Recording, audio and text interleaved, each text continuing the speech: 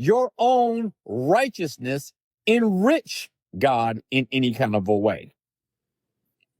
And see, the issue, once again, what Elihu is saying is correct. It's correct. But the assumption here is that Job is guilty of sin. And then he goes on by pointing out that human conduct affects other human beings, but it doesn't affect God in the same way. And so what this means is that righteousness should not be practiced as though God were to be indebted to reward it. In other words, God is under no obligation to reward the righteousness established by human effort, nor should suffering be interpreted as proof that righteousness is useless. And we really need to understand this. God's dealings are not based on need, especially when it comes to he himself, but rather upon justice, God's justice and God's wisdom. The integrity of God himself is at stake in these matters. Sister Vanessa, go ahead. Kind of took my words, Jonathan. What's that? I said you kind of took my words. I was just going to say that God is so far above man that it doesn't benefit him anything in man. Nothing at all. Right. Whether he be righteous or sinful. It doesn't matter. God's independent of anything outside himself, so it doesn't matter. So, that's just how I look at it. It's like Elihu's trying to say to Job, in a good way, I guess, he's just trying to tell him that there's nothing above God. Right. There is no way that it doesn't matter what you do or what you say. It's not going to change anything because God is outside himself. Right. God is, he's outside of these matters. And so I agree with that. I think that, but see, the thing about it is when God imparts righteousness, when he imparts righteousness, the other thing that goes along with the righteousness that he imparts is the sustaining providence that keeps the soul in that righteousness. And so Job is not a person who is going to suffer loss at all. And so we have to look, when it comes to Elihu, like we looked at the other three guys, and we all had a unanimous conclusion about these other guys. The issue here is that is God, or between Job and Elihu, who's the greater man in terms of his understanding, in terms of his fitness before God? Is Elihu greater or is Job greater? Are they equal? This is what we have to, these are the questions we have to ask ourselves. And these are the kind of questions that when we answer is going to shape our understanding of what is taking place here. In verse 9, Job 35, verse 9, Elihu says, by reason of the multitude of oppressions, they make the oppressed to cry. They cry out by reason of the arm of the mighty. But none says, where is God, my maker, who gives songs in the night, who teaches us more than the beasts of the earth, and makes us wiser than the fowls of heaven. There they cry, but none gives an answer because of the pride of evil men. Surely God will not hear vanity, neither will the Almighty regard it.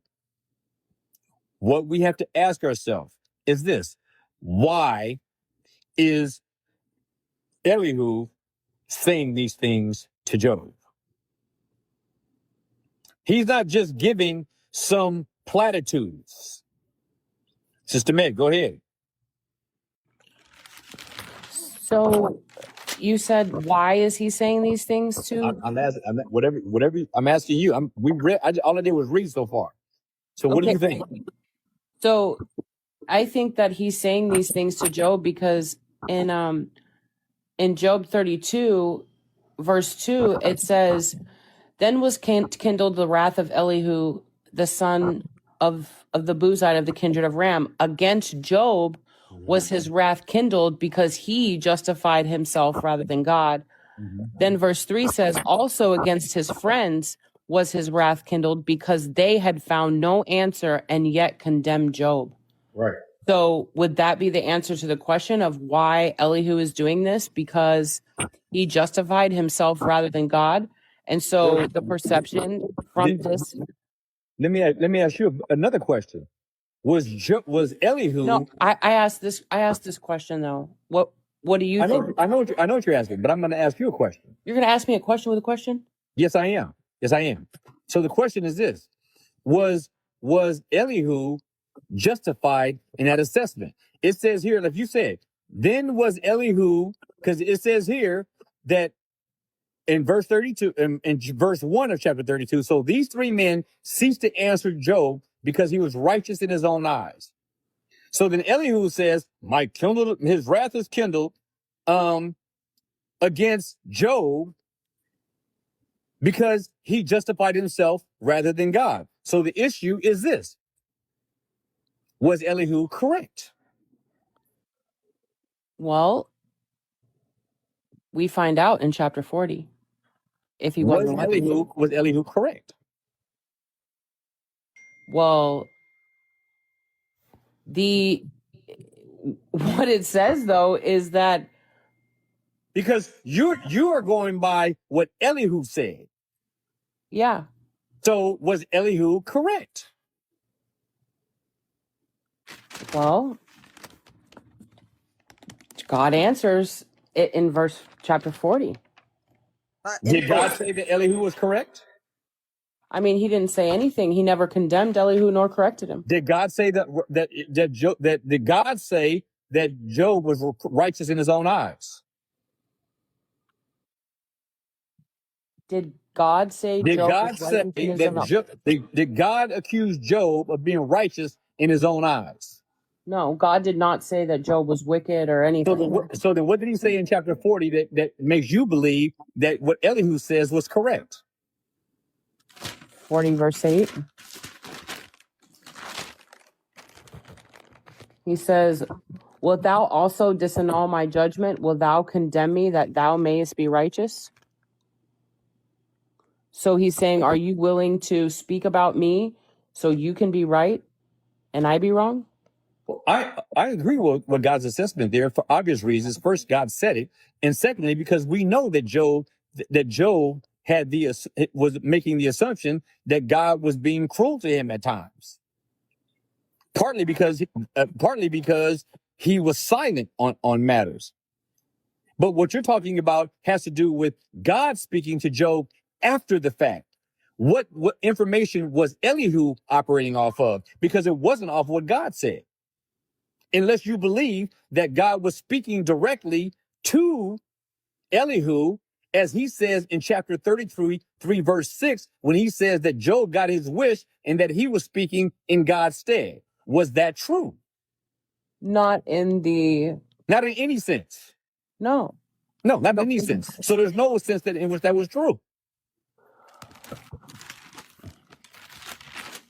So the question I want to ask you again is, in chapter 32, as you cited, was Elihu correct? Was Job? Because here's the thing. You said that Elihu was different than his friends.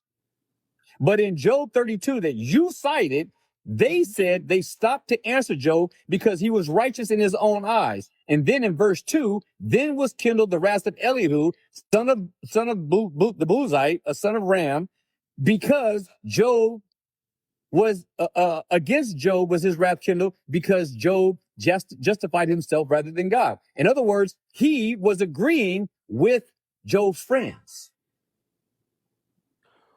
Well, I feel like Job's friends were making him out to be wicked, or that No. You said you brought up Job. So was Elihu correct about the statement that he made about Job's friends when he said because they had found no answer and yet condemned Job. Well, hold on. I want to go back to what you say. What I'm saying is, though, was Elihu correct in his assessment about Job's friends? No. He wasn't. No. Hold on. Let's go back. I want to go back to the verse you brought up. In chapter 32, you brought up, these three men ceased to answer Job because he was righteous in his own eyes. And Elihu, his wrath was kindled for the same reasons. In other words, Elihu agreed with the friends. Elihu's problem with Job, or his problem with Job's friends, is that they were not able to make a sufficient argument against Job, and that's why he feels he needs to speak for 6 chapters to convince Job that his friends, what they said, was correct. Yeah, and they condemned him, correct? Right. They right. So what I'm saying is, in verse 2, Elihu is saying that his wrath was kindled. Why? Because Job justified himself rather than God. Would we say in chapter 29 that he did? He was on the verge of it? He was on the verge of what? With the, I did this, I did that. Well, I know that 29 is important to you, but still, the issue that we have to deal with, Meg, is simply this. Still, let me go back to the original question that I asked you earlier. According to chapter 29, would you agree? No, I don't. I don't. He was justifying himself. I don't. No, I don't. And I'm going to tell you why. Because the issue of Job's affliction, which is what the whole book is about. Why is Job being afflicted? I'm asking you, why was Job being afflicted? Because all this talk about him being righteous in his own eyes comes after the fact, when his friends are accusing him. So what I'm asking you is, why was Job being afflicted in the first place? He was being afflicted, but he was already deemed righteous in God's eyes. So suffering didn't really have it had nothing to do with anything. No, but but what I'm saying is when it comes to even us, when we are deemed righteous, when we receive salvation, are there times that although we have that imputed righteousness from Christ, that we are self-righteous at times? Do we fail? That's not the issue. You're entering new narratives into this conversation. I'm just asking. It is the same. No, it's not the same. It has nothing to do with anything. These guys all 4 of these guys are saying that God is dealing with Job in a way either to condemn Job because of sin, or that the affliction, according to Elihu, was corrective because of sin. So my question to you, once again, is simply this. What sin did Job commit that Elihu is saying is justified by corrective action by God with this affliction? Speaking without full knowledge. This is a simple question. No, it's a simple question. It's not full knowledge. We know for a fact. We know for a fact that God said he was upright. We know why this happened. We can't get amnesia now, Meg. We can't get amnesia now. I'm not getting amnesia. So what I'm saying is this. What sin did Job do or perform or commit that was worthy of the affliction? None. Okay. So that means that whatever you feel about Elihu being correct or his friends being incorrect or right, all these things are responses to Job's responses to their accusations about why he's being afflicted. And none of them, whether Elihu or his friends, has nothing to do with any sin that he did. That is the issue. And that is what you are missing. So his past. All of this happened. Sister, if we do not reflect on how this whole thing started, then the whole book was a wash. No, the book is definitely not a wash. I know it's not. But that's the issue. There's a reason why we were told what happened in the beginning so that we wouldn't get to a point where this is an issue.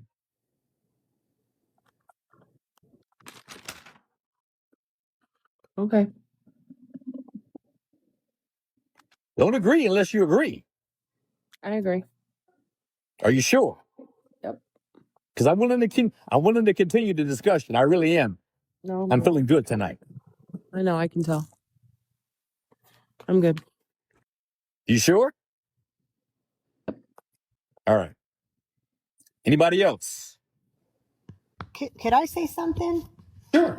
So I think maybe the issue is that we know that the Lord, when he comes in, the Lord rebukes Job.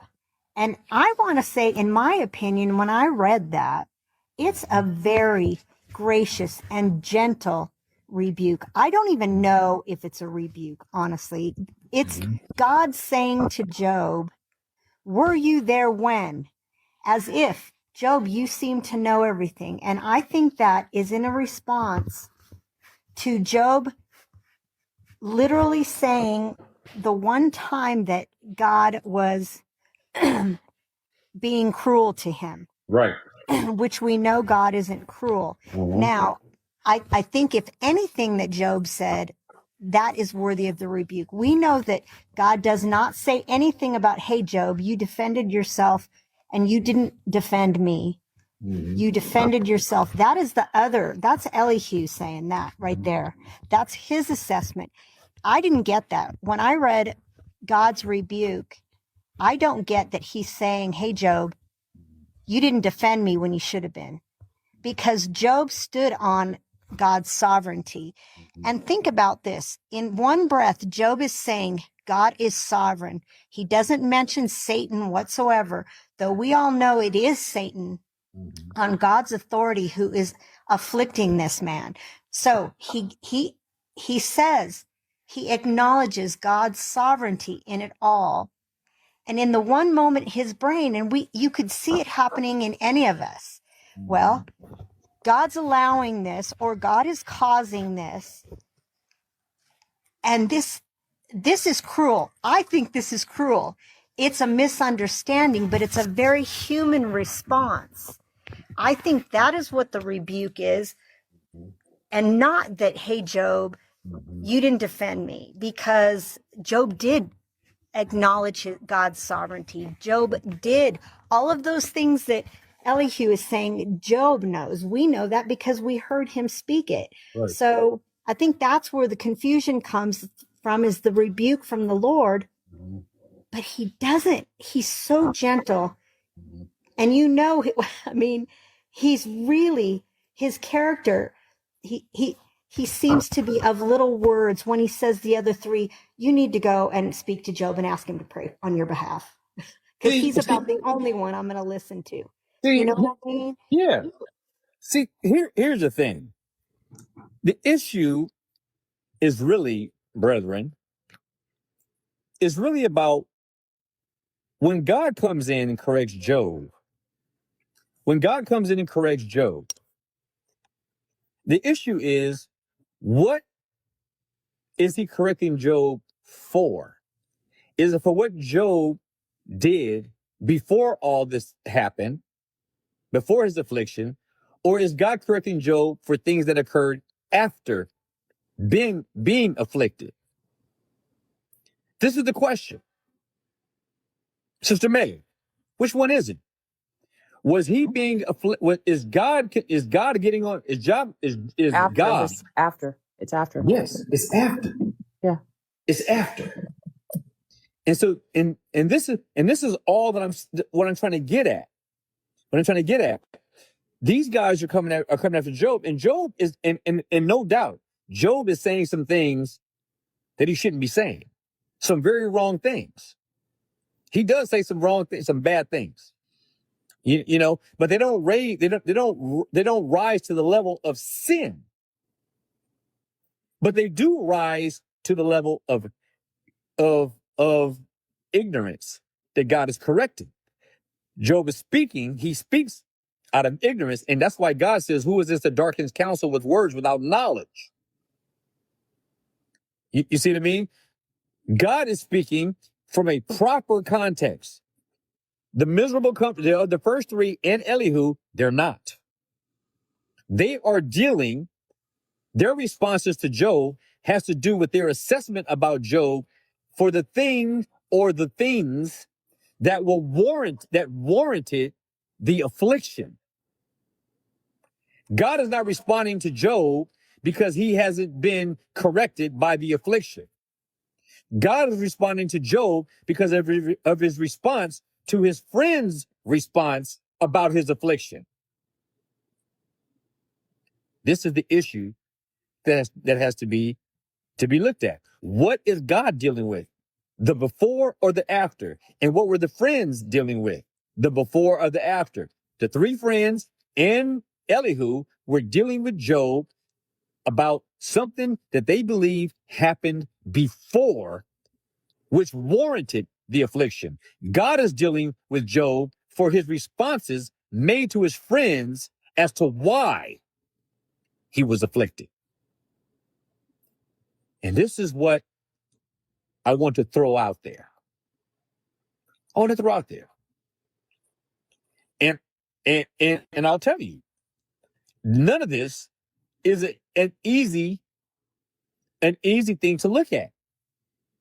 But it's interesting that when it came to the three friends, we were all on the same page with that. But this guy shows his effectiveness by how we can see it, by how even all of us respond to him. He's a confusing character, Elihu, because he sounds good. He really does. But when you remember that he is addressing something that Job is being accused of before and which warranted his affliction. And so God deals with Job for what Job's responses were after the affliction in response to those who accused him as to why he was being afflicted. It's really tough, but it's a beautiful part of scripture. Sister Mariah and then Jeffrey. Yeah, I definitely see and understand the point that's being made, and it has to be one of the two things that, in what you said, he has sinned, and so therefore God is punishing him for this, or the correctiveness. I definitely understand that, and I think that it's very imperative that we remember that it was God that said, "Have you considered my servant Job?" And once we remember that God is the one that said, "Have you considered my servant Job?" then that puts everything into perspective of why Job is being tried and why Job is going through the affliction. Not some secret sin that is hidden, whether it be for correctiveness or just being afflicted for that. But I see here in 13 that he's basically telling Job why God is not hearing him, because of his vanity. And so I think that that's interesting, seeming that is not the reason why God is not answering him. Right. So he's just proven himself incorrect yet once again, while he's speaking on the behalf of God. Right. Absolutely. Because God does eventually respond to Job, and Job knows God heard him. He knows that.